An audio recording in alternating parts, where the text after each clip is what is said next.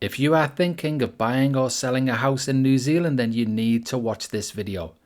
Fixed mortgage rates in New Zealand are often based heavily on a thing called swap rates. A swap rate is a contract between two parties where one party pays a fixed interest rate and another party pays a floating interest rate. The purpose of the interest rate swap is to exchange interest rate exposures. So you'd have two parties, party A and party B, and both parties would agree on a notional principal, which is a hypothetical sum of money that this interest will be paid on.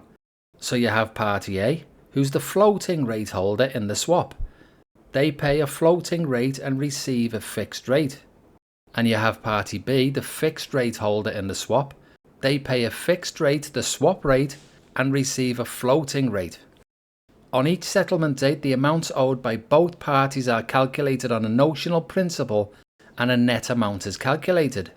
The direction of the payment depends if the floating rate went higher than the swap rate or lower. So for example, when the floating rate is greater than the fixed rate, party B, who is the fixed rate holder, gets paid the difference.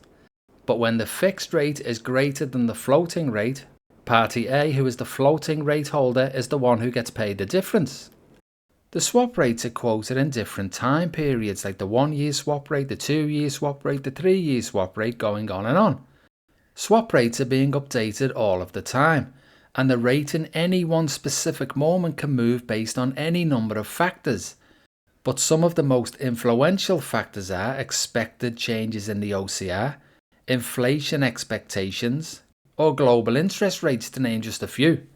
Swap rates tend to show what financial markets believe will happen with the OCR and the economy moving forward. New Zealand banks heavily use the 2, 3 and 5 year swap rates to set the cost of fixed rate mortgages. With rising swap rates, banks usually raise fixed mortgage rates. With falling swap rates, banks tend to cut fixed rates. So let's have a look at the latest New Zealand swap rates. And I'm going to put some calming music in the background. And can I also just say, if you are a heavily leveraged property investor, now may be a good time to sit down.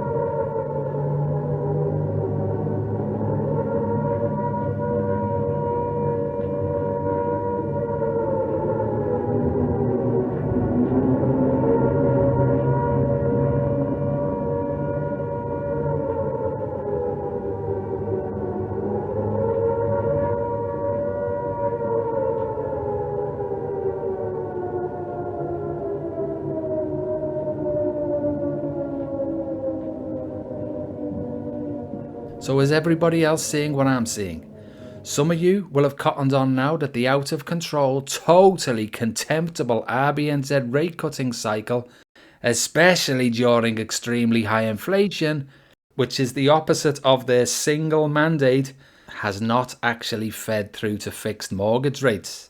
In fact, some of you may have also noticed that Westpac has actually just raised rates in New Zealand. And if that wasn't bad enough for the Ponzi, just look at what the Australian banks have just done. 8 banks have just raised borrowing costs. Now, I'm not saying that all banks will start raising in New Zealand, because I don't know. All I do know is that the New Zealand swap rates seem to be rising quite quickly, and that very often is what determines fixed mortgage rates. Now you may have heard the likes of Nicola Willis telling borrowers to go and hold your bank's feet to the fire because they have not cut rates after the RBNZ made the latest mistake of cutting too far. But somebody needs to let the finance minister know that that is not how the New Zealand financial system works. Fixed mortgage rates in New Zealand are set by swap rates for the most part, and not the official cash rate or OCR. So you can hold your bank's feet to the fire all that you want, but all you're going to get is a bad smell. So what does this mean for the New Zealand real estate market? Well, if the swap rates keep heading on the trajectory that they are currently on, then it stands to reason that mortgage rates are most likely going to start heading north, which could be a problem for the Ponzi. Because even with constant interest rate drops over the last couple of years, house prices are only just hanging on for dear life. The number of property listings are abnormally high this year, and the main reason for that is the sellers are just not capable of accepting that the fake 2021 prices are not still somehow a thing. Well, I am sorry, but I am going to have to be brutally honest here. But if you are selling and your agent is still trying to convince you that your house is worth what they've been trying to sell it for the last 6 months, then let's face it, your agent should no longer be your agent. If swap rates do rise substantially next year, then the carnage that would cause to the fragile Ponzi could be substantial. And all of those fake COVID gains will be rightfully washed back right into oblivion, never to be seen again for a very long time, hopefully. And if you are a seller who goes, no problem, I think I'll just rent out my property and wait for the rebound, then just remember that there is an unusually high number of rentals out there too, and not so many tenants. And this is causing rents to drop. So good luck with that option. And with an election coming up, which is notoriously bad for real estate, and a possible capital gains tax on the horizon, plus an RBNZ governor who says she actually wants to fight inflation, which must surely mean increasing the official cash rate, then how long are you really prepared to wait? Let's face it, the old boys club RBNZers, who are hopefully gone now forever, created this Ponzi monster, and they naively thought that they could control it by cutting rates to this ill thought out low level.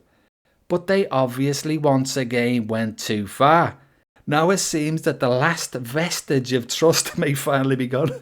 The market is forging its own path, leaving the RBNZ behind.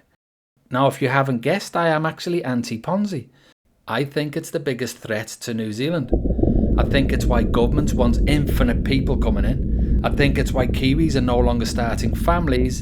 And I think it's why so many young Kiwis have left to Australia. But seriously, if you are desperate to sell and your listing has been on for a while with no bites, then you need to go and speak to a couple of different agencies, because if swap rates keep on rising and you miss what could be a rapidly closing window, then you may well be stuck trying to sell for a lot longer than you would probably hope for.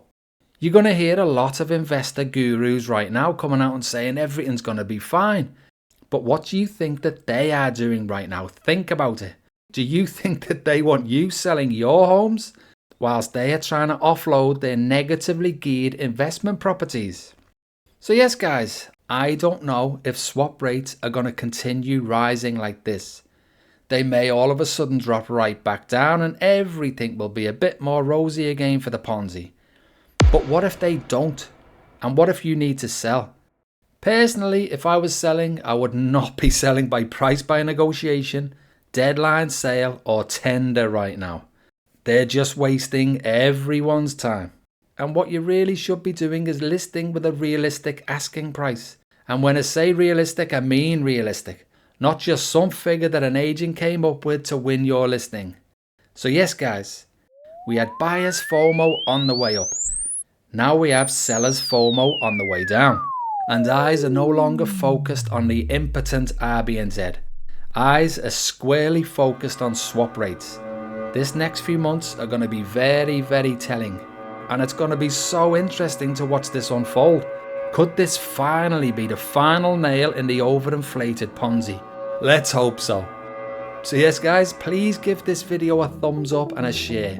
So every seller out there who is currently being kept in la la land by some unscrupulous agent gets to know about swap rates and what they could mean for their biggest asset in life moving forward. And if you are a seller, speak to other agents in other agencies right now. And thanks for watching, guys. There is a link in the description if you want to see the latest swap rates yourselves, and I'll see you all on the next one. Cheers for that.